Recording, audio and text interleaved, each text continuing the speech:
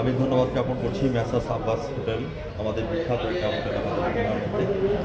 সেলিম ভাই, আমি আপনার কাছে যাতে আছি, আপনার এই হোটেল আজকে কত বছর হয়েছে আমার চ্যানেলে তুলে ধরবেন। আমি সমাজে পড়াতে আপনার সঙ্গে আছি।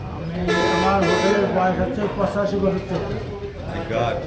তাহলে তো 41 সালে আমার বাপ উদ্বোধন করে, সেখান থেকে আমার বাপ চালাইছে 50 বছর, আমরা চালাচ্ছি এই 35 বছর। তাহলে তো আপনি অলরেডি সেঞ্চুরি করে ফেলেছেন। জি জি জি। সাকিবুল হাসান যেভাবে সেঞ্চুরি করে আপনি সেঞ্চুরি করেছেন, অবশ্যই, অবশ্যই। এই সেঞ্চুরি করাতে আপনাকে আমি ধন্যবাদ জ্ঞাপন করছি। আমরা যদি আব্বাস হোটেল সম্পর্কে যদি বলি, তাহলে Abbas hotel was not built in a day. Abbas hotel কিন্তু একদিনে তৈরি হয়নি, না। হাটের বাবা করে কিন্তু 85 বছর পূর্ণ হয়ে জি, গেছে। জি, জি। এই জন্য আপনাকে আমি চ্যানেলে আমি সাংবাদিক পড়াতে ভ্রাম্যমাণ রিপোর্টার হিসাবে এবং জেলা রিপোর্টার আছে সুতরাং আপনাকে আবারও ধন্যবাদ জ্ঞাপন করছি। আমি আপনার কাছে যাতে আছি, আপনাদের হোটেল এত জনপ্রিয়তা কীভাবে হলো এই কথাটা চ্যানেলে তুলে ধরবেন। আমি সাংবাদিক পড়াতে আপনার সঙ্গে আছি।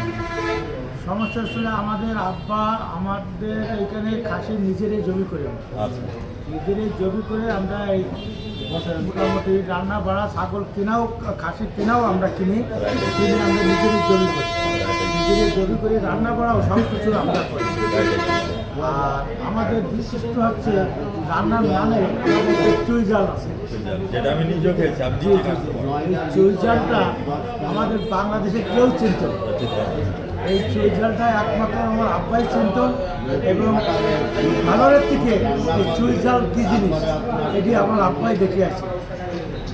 দেখে আসার পরে আমাদের বাংলাদেশে এসে আমার বাপ একটা হোটেল করে, হোটেল করার পরে থেকে এই চুই জাল দিয়ে আমার বাপ রান্না বাড়া শুরু করে।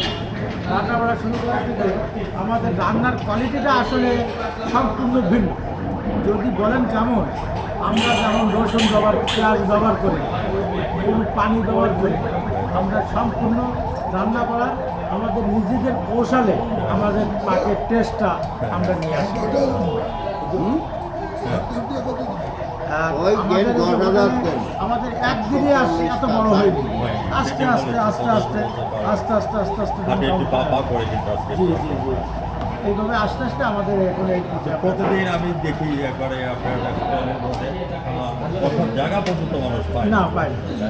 এবং আমরা দেখেছি যে আমাদের জেলা প্রশাসন থেকে শুরু করে ইউনিয়ন থেকে শুরু করে প্রশাসন বিভাগ সবাই কিন্তু এখান থেকে এবং আসে। আমার আরও বাইরে আরও 8টা রাষ্ট্রে আমার খাবার চাই, আপনার আজকে 8টা রাষ্ট্রে যায়। এই বছর এই যে নির্বাচনের সমস্যার জন্য 2টো রাষ্ট্রে দিছি, আর 6টা রাষ্ট্রে আমরা এবারটা গোষ্ঠ দিতে পারি। কোথায় কোথায় আমরা ভারতে দিছি, এটাতে 1,500 পিস গোশ, আর দিছি মালয়েশিয়া দিছি। ধন্যবাদ আপনাকে।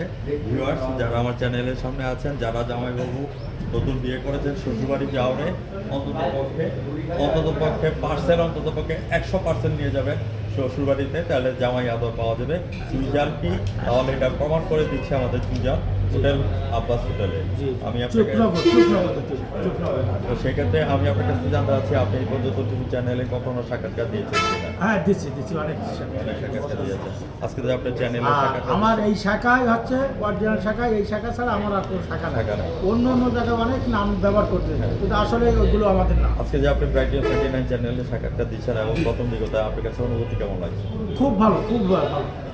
ভিউয়ার্স আজ রাত 9:15। আচ্ছা তো, কাকা আমি আপনার কাছে জানতে চাচ্ছি আপনাদের হোটেল সম্পর্কে এবং দাদা মামা সম্পর্কে কিছু কথা চ্যানেলে তুলে ধরবেন ব্যবসা প্রতিষ্ঠান নিয়ে।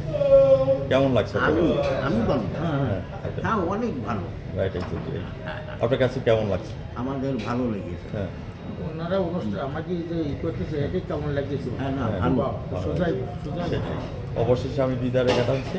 আপনাদের সবাইকে ধন্যবাদ জ্ঞাপন করে আমি বিদায় রেখে টানছি। আজ রাত 9:15 আমার ব্রাইটনেস 39 চ্যানেল এবং প্রথম দিগন্তার সঙ্গে থাকবে। আমি সাংবাদিক পড়াতে বিদায় রেখে টানছি। ভালো থাকেন, সুস্থ থাকেন। ধন্যবাদ আপনাকে। আচ্ছা ইনশাআল্লাহ।